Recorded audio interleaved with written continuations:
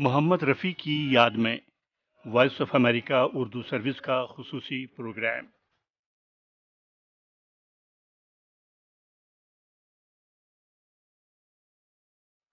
सामीन की खिदमत में वॉइस ऑफ अमेरिका से रज़ी अहमद रिजवी का आदाब।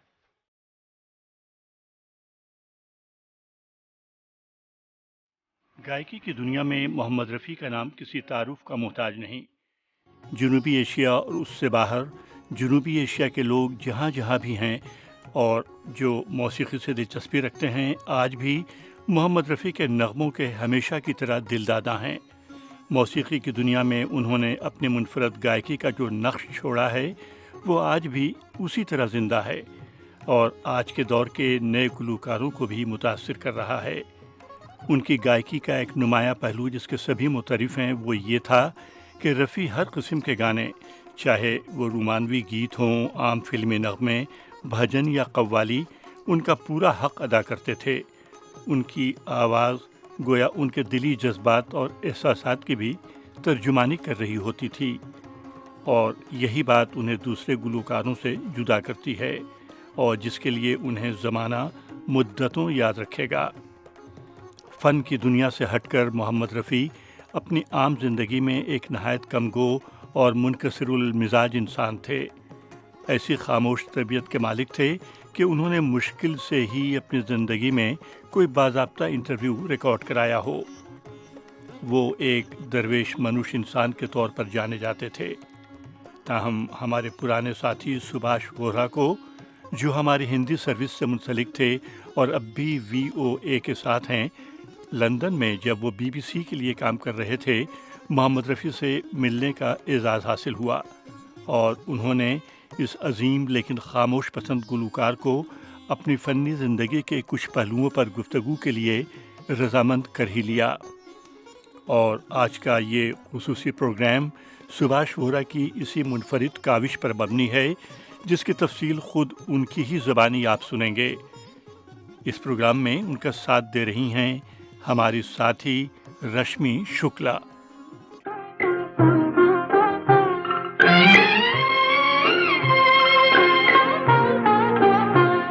तुझे क्या सुनाऊं मैं दिलरुबा, तेरे सामने मेरा हाल है।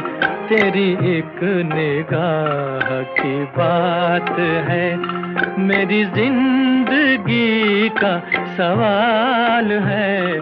तुझे क्या सुनाऊं मैं दिलरुबा।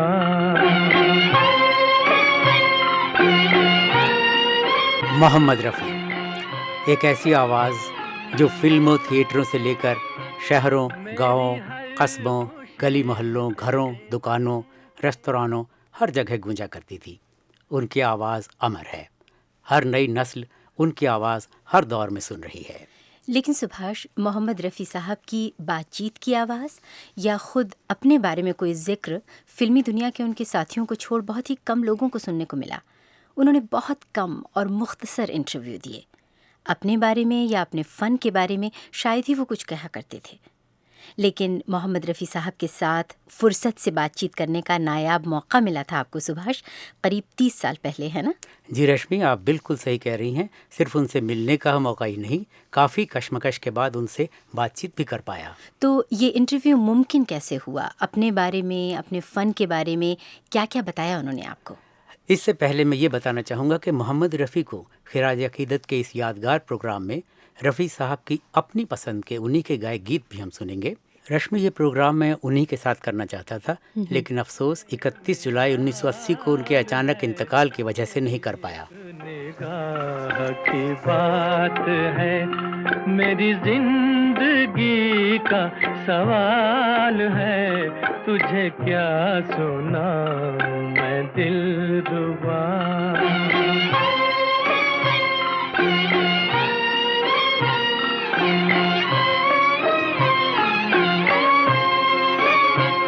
मेरी हर खुशी तेरे दम से है, मेरी जिंदगी तेरे गम से है।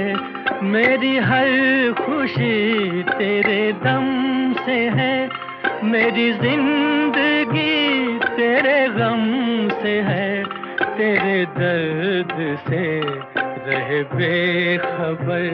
मेरे दिल की कब ये मजाल है, तुझे क्या सुनाऊं मैं दिलरुबा। सुभाष, जो जब होना है तभी होता है। हमारे बस में बस यही है कि कोशिश जारी रखें जो आपने की।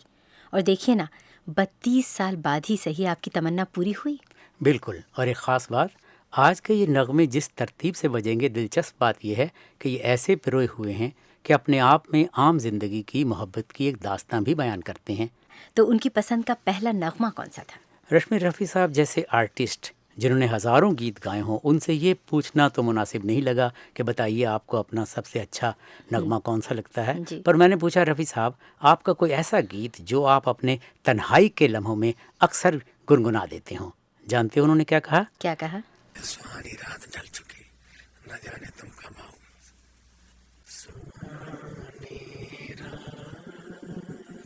सुहानी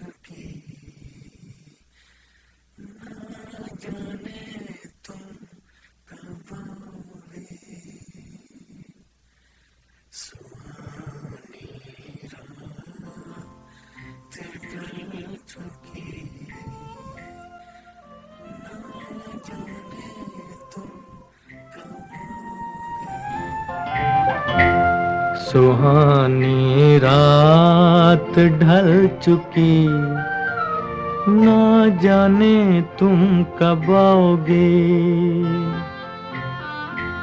सुहानी रात ढल चुकी, ना जाने तुम कब आओगे।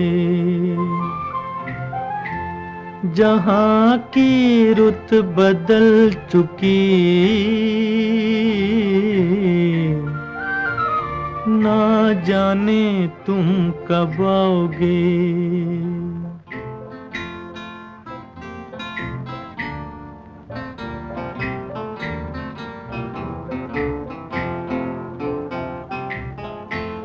नजारे अपनी मस्तियाँ दिखा दिखा के सो गए। सितारे अपनी रोशनी लुटा लुटा के सो गए। हर एक शम्मा जल चुकी, ना जाने तुम कब आओगे। सुहानी रात ढल चुकी। सुना यही है कि रफ़ी साहब बहुत ही कम बोला करते थे। अपने बारे में तो शायद ही कभी कोई इंटरव्यू दिया होगा उन्होंने। लेकिन सुभाष, आपने उन्हें इस बातचीत के लिए कैसे मना लिया? रश्मि, बात 1977 की है, जब मैं लंदन में BBC हिंदी सर्विस में काम करता था और रफ़ी साहब ब्रिटेन के दौरे पर आए थे। कई बार टेलीफोन करने पर भी उनके मैनेजर यही कहते रहे, जनाब रफ़ी साहब इंटरव्यू नहीं देते, वो ज़्यादा बात नहीं करते, सिर्फ गाते हैं। किसी तरह कई बार फ़ोन करने के बाद मैंने उन्हें राज़ी कर लिया कि मुझे कम से कम उनसे मिलने दिया जाए। तो मैं उनके होटल के कमरे में जब दाखिल हुआ तो रफ़ी साहब सोफ़े से उठकर झुककर सलाम करने लगे। मैं शर्मिंदा हो रहा था, इतने बड़े आर्टिस्ट और इतने सादे भले इंसान। वाकई कम ही देखें ऐसे इंसान जो लियाकत और शोहरत की इतनी ऊंचाइयां छूने के बाद भी धरती पर चलते हों। कहाँ बुलंद जानदार आवाज़ के मालिक रफ़ी साहब और कहाँ नरम धीमी आवाज़ में बात करने वाले निहायत सादा इंसान रफ़ी साहब। आहिस्ता से बोले, क्या करेंगे आप मेरा इंटरव्यू लेकर? मैं तो बस गाता हूँ। खैर, किसी तरह मैंने उन्हें बातचीत के लिए राज़ी कर लिया। पर रश्मि, ये इंटरव्यू मेरी ज़िंदगी की एक बहुत बड़ी चुनौती रही। क्यों? इसलिए कि मैं जो भी सवाल पूछता था उसका मुख्तसर सा जवाब देते थे। तो कुछ ऊपर की बहुत मेहरबानी है, खुदा की मेहमान की सब उसकी मेहर है, गॉड गिफ्ट है। हम सब चाहे रफ़ी साहब को ज़ाती तौर पर नहीं जानते थे, लेकिन उनकी शख्सियत, उनकी सादगी को छुपा नहीं पाती थी। सुभाष, आपकी बातों ने उनकी वही तस्वीर बनाई है जो देखने वालों को दूर से नजर आती थी।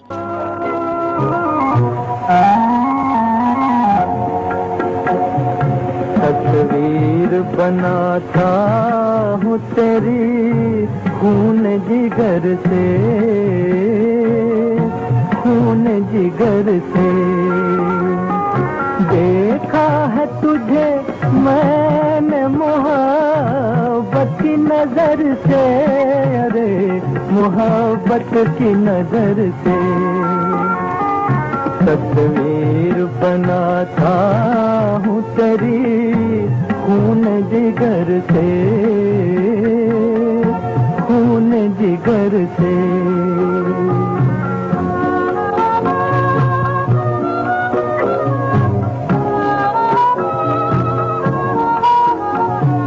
जितने भी मिले रंग वो सब भर दिए तुझ में, हाय भर दिए तुझ में।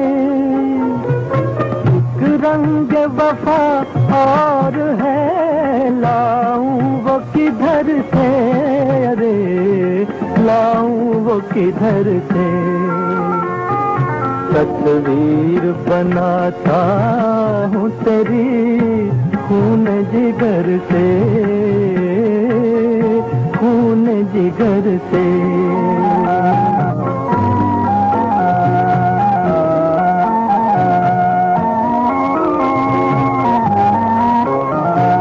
सावन तेरी जुल्फों से घटा मांग के लाया, हाय मांग के लाया। बिजली ने चुराई है तड़प तेरी नजर से, अरे तड़प तेरी नजर से।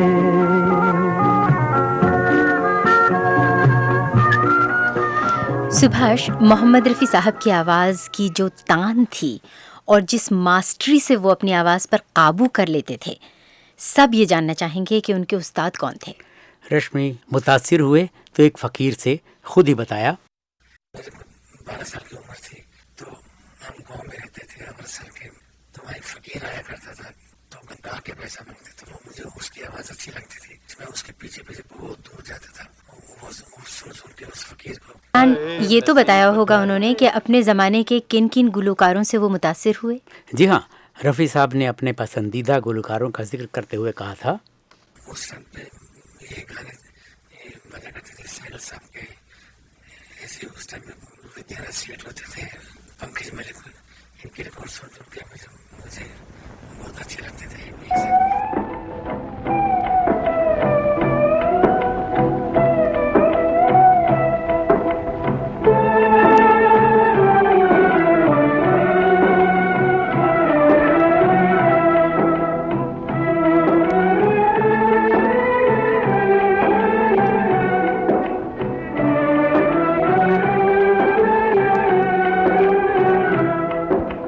मोहब्बत के धोखे में कोई न आए, कोई न आए।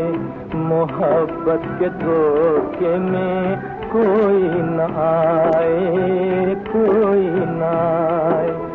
ये एक दिन हंसाए तो 100 दिन रुलाए, 100 दिन रुलाए।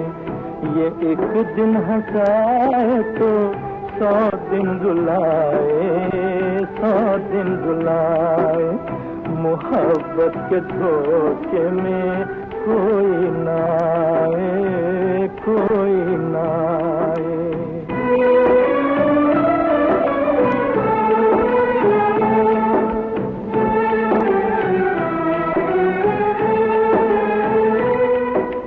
मुझे जब किसी से मोहब्बत नहीं थी, मोहब्बत नहीं थी, तो आंखों को रोने की आदत नहीं थी, आदत नहीं थी। मोहब्बत ने आंखों में आंसू बसाए, आंसू बसाए। मोहब्बत के धोखे में कोई। सुभाष, बेशक उनकी आवाज़ और सुर खुदा की देन थे, लेकिन इस नेमत को उन्होंने पहचाना और तराशा। नतीजा उनकी आवाज़ का हुस्न और तलफ़्फ़ुज़ जिन पर उन्हें उबूर था, चाहे उर्दू हो, हिंदी हो, पंजाबी हो या कोई और ज़बान हो। जी हाँ रश्मि, और मौसीकी के अलावा भी मोहम्मद रफ़ी ने किसी स्कूल कॉलेज में कोई ज़्यादा तालीम हासिल नहीं की थी, ये भी बताया उन्होंने। छोटा सा स्कूल था, बस उसमें बस 1-2 जमात पढ़ी, बस ज़्यादा गाने का शौक था बस।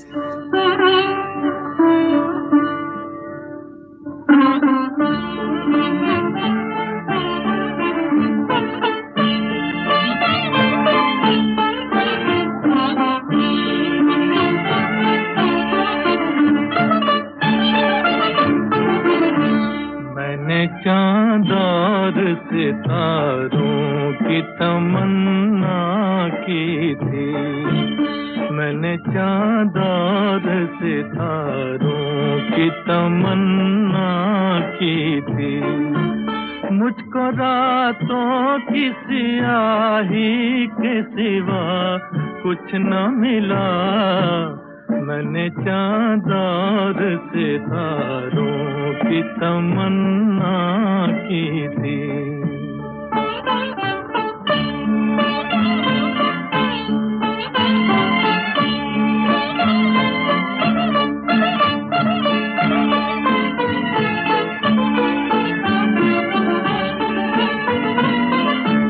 मैं वो नगमा हूँ जिसे प्यार की महफिल न मिली, मैं वो नगमा हूँ जिसे प्यार की महफिल न मिली, वो मुसाफिर हूँ जिसे कोई भी मंजिल न मिली, वो मुसाफिर हूँ जिसे कोई भी मंजिल न मिली, जख्म पाए हैं बहारों की तमन्ना की थी, मैंने चाँद और सितारों की तमन्ना की थी।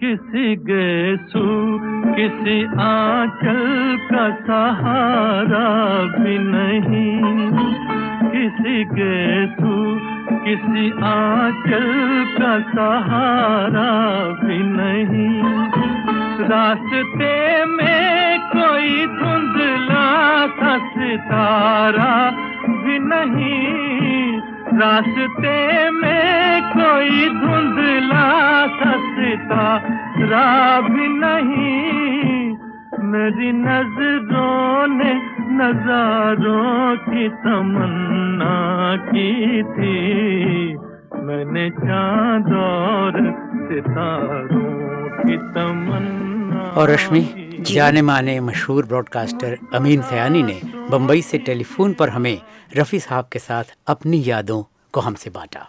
बहनों और भाइयों, मेरे दिल में खुशी की एक लहर सी दौड़ गई जब मुझे पता चला कि मेरे ही नहीं बल्कि दुनिया भर के काफ़ी प्यारे radio station voice of America से रफ़ी साहब का प्रोग्राम होने वाला है, और उन्होंने मुझे भी कहा है कि मैं भी उसमें कुछ बोलूं। अब रफ़ी साहब की महानता तो सभी जानते ही हैं। मैंने भी जब शुरू किया हिट परेड प्रोग्राम, अपना countdown programme Geetmala radio Ceylon से, और उसके बाद वो प्रोग्राम ऑल इंडिया रेडियो पर भी आया, तो उसमें कई बरसों तक रफ़ी साहब ही छाए रहे। हफ्तावार पायदानों पर भी नहीं बल्कि संगीत सीढ़ी की सालाना पायदानों पर भी उनका राज रहा।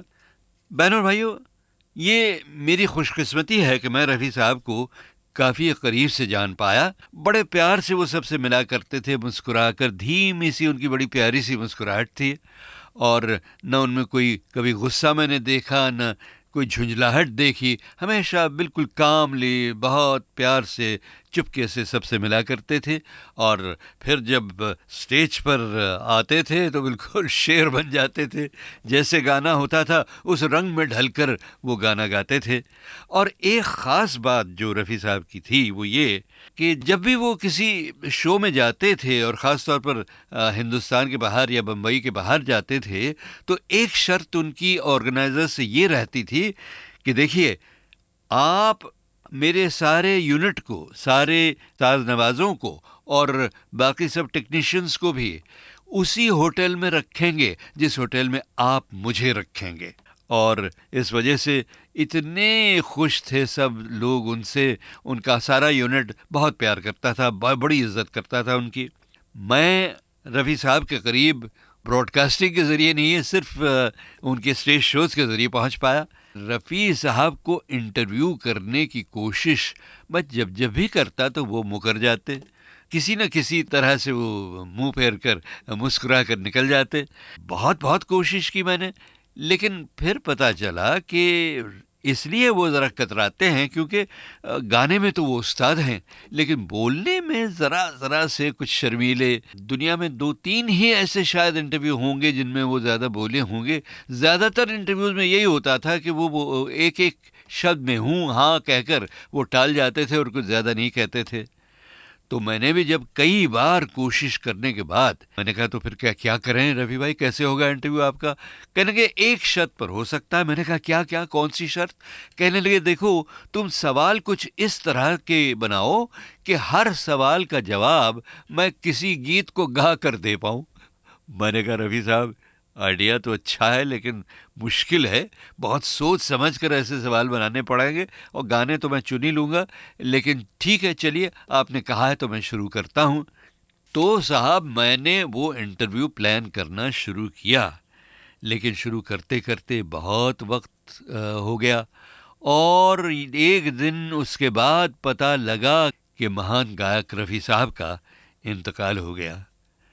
मैं भी उन लाखों लोगों में शामिल था जो उनके जनाजे के साथ कब्रिस्तान की तरफ चले। बांद्रे में उनके घर के पास ही था कब्रिस्तान, तो वहाँ से मैं भी चला था। थोड़ी सी बारिश हो रही थी, लेकिन बारिश की परवाह किसको थी। हमारा बड़ा ही प्यारा गायक, बड़ा ही प्यारा इंसान मोहम्मद रफ़ी जा रहा था सबको छोड़कर। गोया ये कहते हुए, वो गाना था ना उनका एक बहुत खूबसूरत, असद भोपाली ने जिसे लिखा था कि दिल का सूना साज तराना ढूंढेगा, तीरे निगाहे नाज निशाना ढूंढेगा, मुझको मेरे बाद जमाना ढूंढेगा।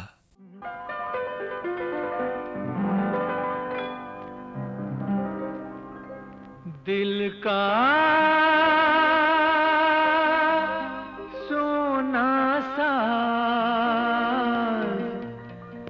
तराना ढूंढेगा, दिल का सूना साज तराना ढूंढेगा, तीर निगाहे नाज निशाना ढूंढेगा, मुझको मेरे पास जमाना ढूंढेगा, दिल का सूना साज तराना ढूंढेगा, तीर निगाहे नाज निशाना ढूंढेगा। अरे मुझको मेरे पास जमाना ढूंढेगा, दिल का सूना साज तराना ढूंढेगा।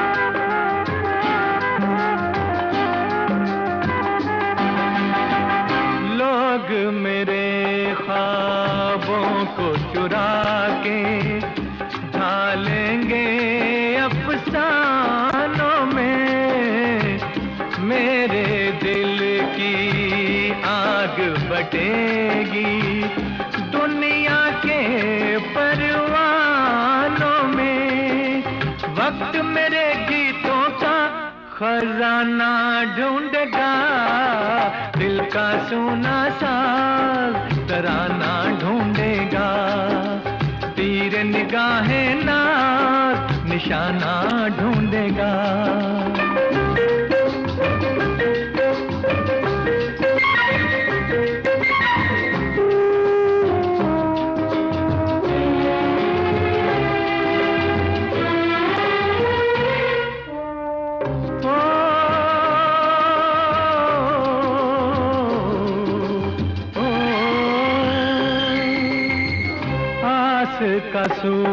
आज साथ रहेगा जब सांसों की राहों में गम के अंधेरे छट जाएंगे, मंजिल होगी बाहों में, प्यार धड़कते दिल का ठिकाना ढूंढेगा, दिल का सोना सा तराना ढूंढेगा। और यही हुआ। आज भी हम सब के दिलों में वो बसे हुए हैं। उनकी तलाश, उनके गीतों की तलाश हर दम हमारे दिल में रहती है। टूटे हुए ख्वाबों ने हमको ये सिखाया है, दिल ने जिसे पाया था आँखों ने गंवाया है। टूटे हुए ख्वाबों ने हमको ये सिखाया है, दिल ने जिसे पाया था आँखों ने गंवाया है। टूटे हुए ख्वाबों ने।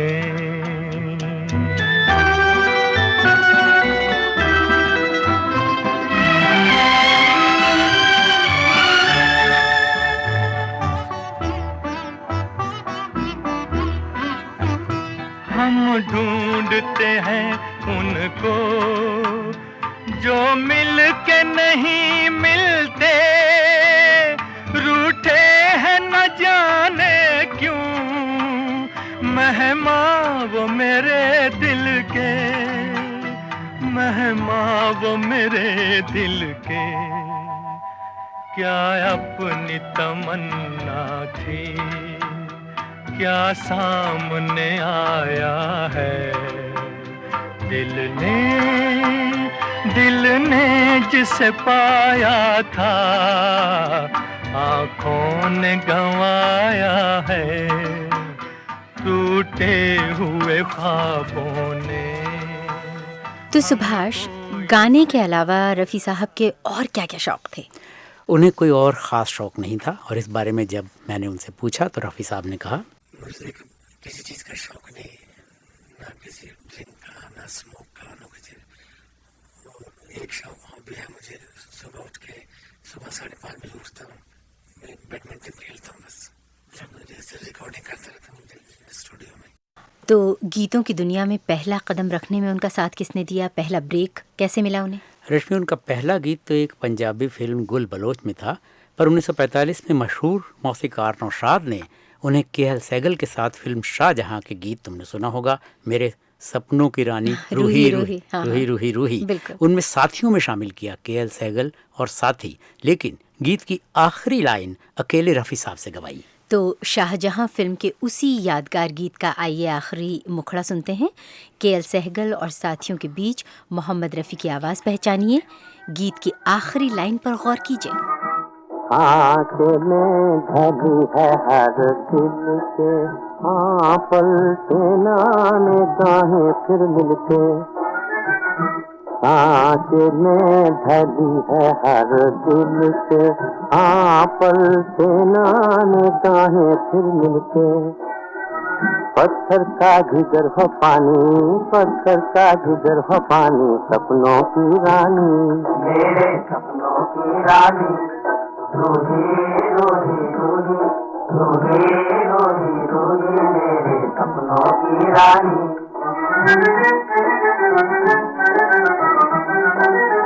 चुप हो तो उदासी डसती है, हंस दे तो खुदाई हंसती है। चुप हो तो उदासी डसती है, हंस दे तो खुदाई हंसती है। बोले तो फिजानो रानी, बोले तो फिजानो रानी, सपनों की रानी, मेरे सपनों की रानी, रूही रूही रूही रूही रूही रूही मेरे सपनों की रानी, मेरे सपनों की रानी, रूही रूही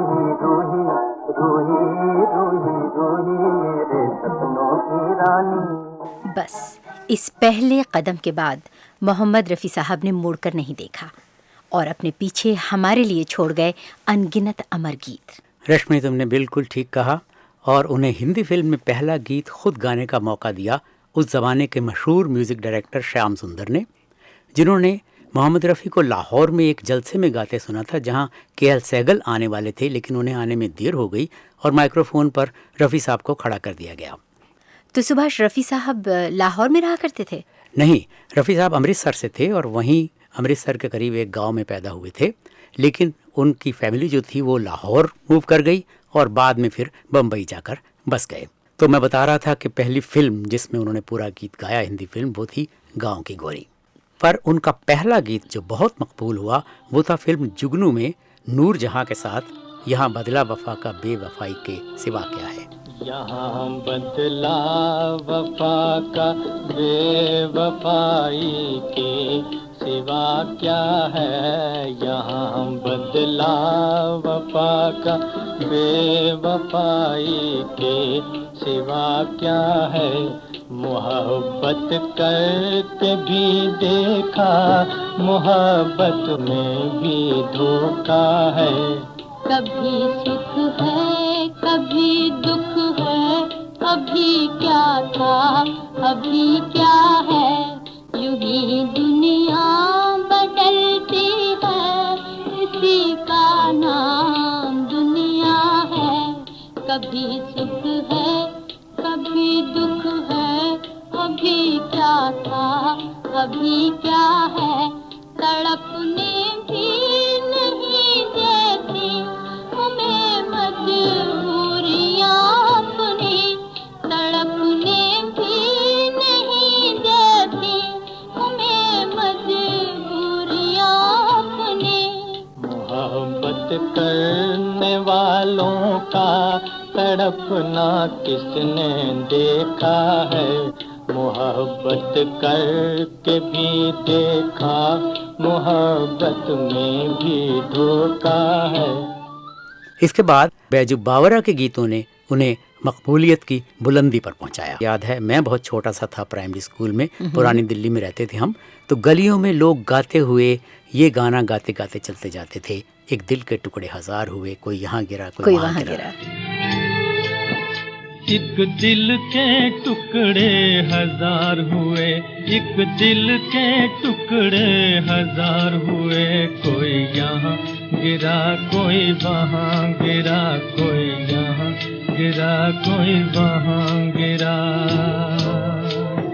बहते हुए आंसू रुक न सके, बहते हुए आंसू रुक न सके।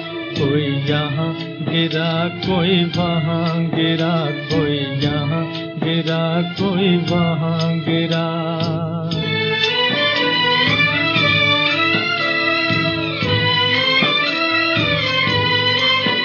जीवन के सफर में हम जिनको समझे थे हमारे साथी हैं। जीवन के सफर में हम जिनको समझे थे हमारे साथी हैं। दो कदम चले फिर बिछड़ गए, दो कदम चले फिर बिछड़ गए। कोई यहाँ गिरा कोई वहाँ गिरा, कोई यहाँ गिरा कोई वहाँ गिरा। एक दिल के टुकड़े हजार हुए, एक दिल के टुकड़े हजार हुए। कोई यहाँ गिरा कोई वहाँ गिरा, कोई यहाँ गिरा कोई वहाँ गिरा।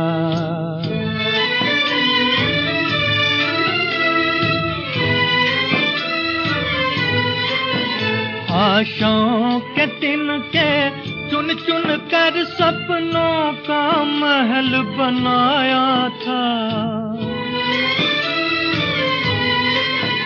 आशाओं के तिनके चुन चुन कर सपनों का महल बनाया था। तूफान से तिनके बिखर गए, तूफान से तिनके बिखर गए। मोहम्मद रफ़ी कहते थे, पुराने गीतों की बात ही कुछ और है। रश्मि, आज भी हमें सुनने में आता है हर जगह पुराने गीतों की बात कुछ और है, बहुत मीठे होते हैं। उस वक्त भी मोहम्मद रफ़ी ने यही कहा। पुराने गानों में क्या है, उसमें एक तो शायरी भी होती थी, गानों के मतलब अच्छे निकलते थे, वो गाने में क्लासिकल टचेस, सुर अच्छे होते लगते थे, मेलोडी था जो भी, बस वो एकदम जिस्म के अंदर घुस जाते थे, जो भी सुनता आदमी। आजकल के गाने में वो चीज़ रस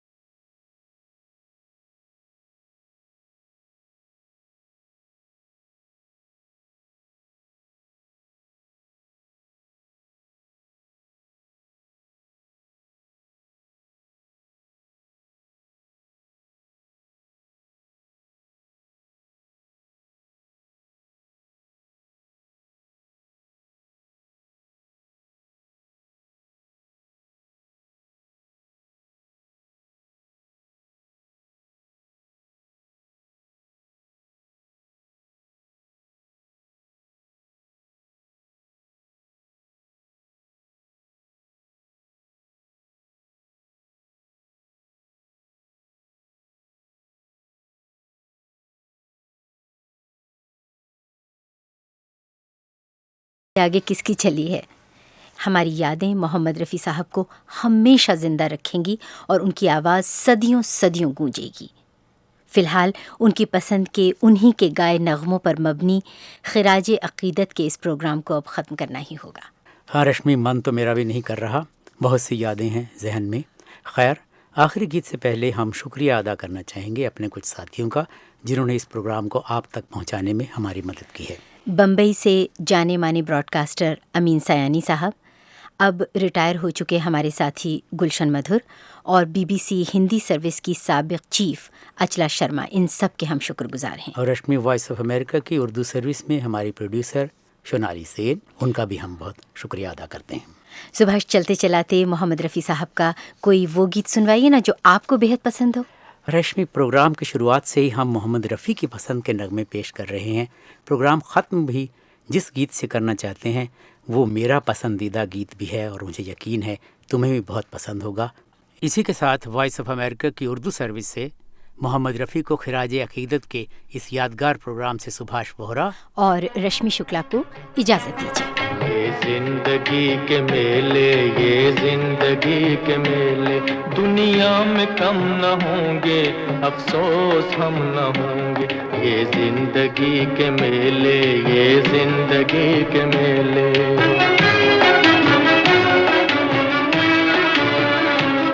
दुनिया है मौज दरिया, कतरे की जिंदगी क्या। दुनिया है मौज दरिया, कतरे की जिंदगी क्या।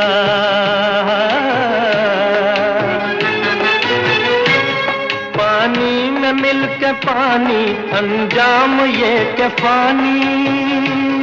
पानी में मिल के पानी, अंजाम ये के फानी। दम भर को सांस ले ले, दम भर को सांस ले ले, ये जिंदगी के मेले दुनिया में कम न होंगे, अफसोस हम न होंगे। ये जिंदगी के मेले, ये जिंदगी के मेले, ये जिंदगी के मेले, ये जिंदगी के मेले।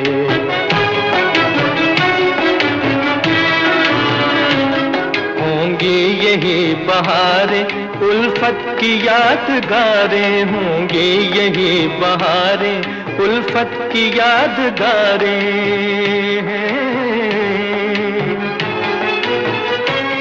बिगड़ेगी और बनेगी दुनिया यही रहेगी। बिगड़ेगी और बनेगी दुनिया यही रहेगी। होंगे यही झमेले, होंगे यही झमेले, ये जिंदगी के मेले दुनिया में कम न होंगे, अफसोस हम न होंगे।